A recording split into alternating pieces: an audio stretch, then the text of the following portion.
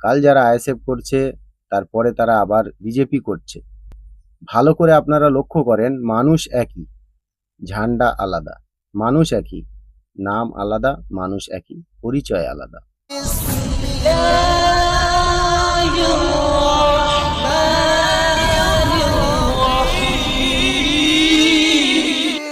আসসালামু আলাইকুম প্রিয় দর্শক, আমার নাম মোহাম্মদ আব্দুল হাবিব মন্ডল আর আপনারা দেখছেন হাসিম মিডিয়া। মানুষ আমাকে প্রশ্ন করে যে তুই আইএসএফ এর বিরুদ্ধে কেন বলিস।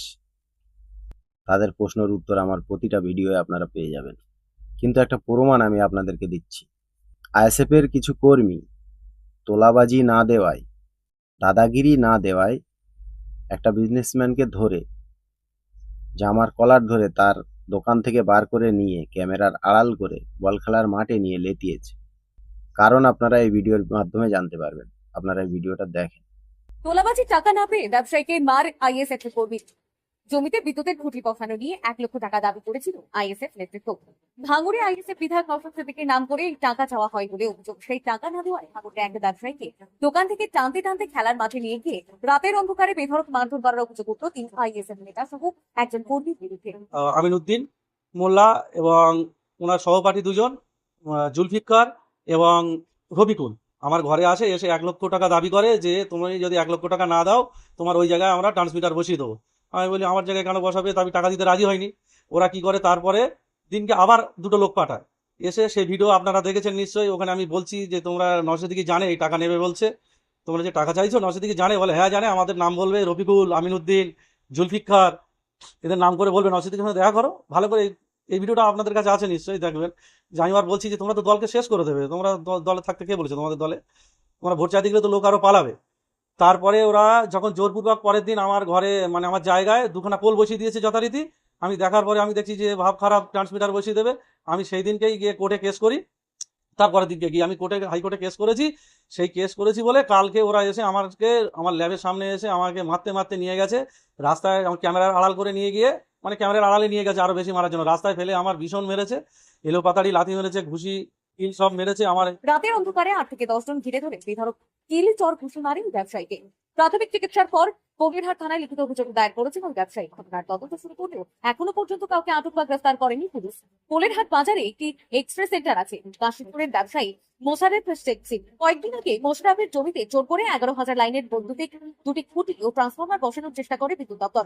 সেই খবর পেয়ে কাশীপুর কাস্টমার কেয়ার সেন্টার, ভাঙড় 2 বিদ্যুৎ সহ বিভিন্ন জায়গায় অভিযোগ করেন মোশাররফ। তখনই কোলেরহাট 1 গ্রাম পঞ্চায়েতের আইএসএফ সদস্য আমিনুদ্দিন মোল্লা, আইএসএফ কর্মী রফিকুল মোল্লা ও জুলফিকার মোল্লা মোশাররফের দোকানে গিয়ে 1 লক্ষ টাকা দাবি করেন। টাকা দাবি করার সেই কথাবার্তার রেকর্ড হয় দোকানের সিসিটিভিতে। নিয়ে আইনি সহায়তা পেতে আদালতে দ্বারস্থ হন মোশাররফ। আদালতে কেন মামলা করা হয়েছে তার জবাবদিহি করতে শনিবার রাতে তার দোকানে চড়াও হয়ে আইএসএফ কর্মী সমর্থকরা ব্যবসায়ীকে প্রচন্ড মারধর করেন বলে অভিযোগ।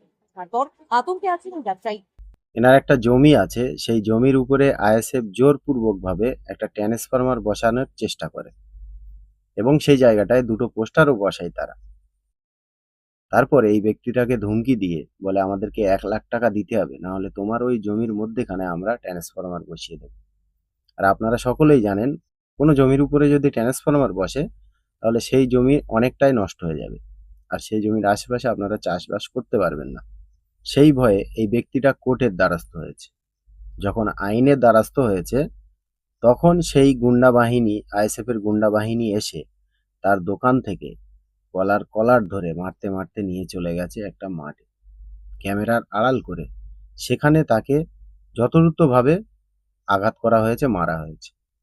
তো এই যে আইএসএফ এর চরিত্র, এটা আমি আপনাদেরকে বলিনি আর আমি আপনাদেরকে জানাইনি যে যারাই আইএসএফ করছে আজকের, তারাই একটা কালে সিপিএম, টিএমসি, অন্য অন্য পার্টি করেছিল। তো সেই গুন্ডা বাহিনী নিয়েই তো আইএসএফ তৈরি, আইএসএফ চলছে। কেউ সাধু না। আইএসএফ বলেন, টিএমসি বলেন, সিপিএম বলেন, কংগ্রেস বলেন, কেউ সাধু না।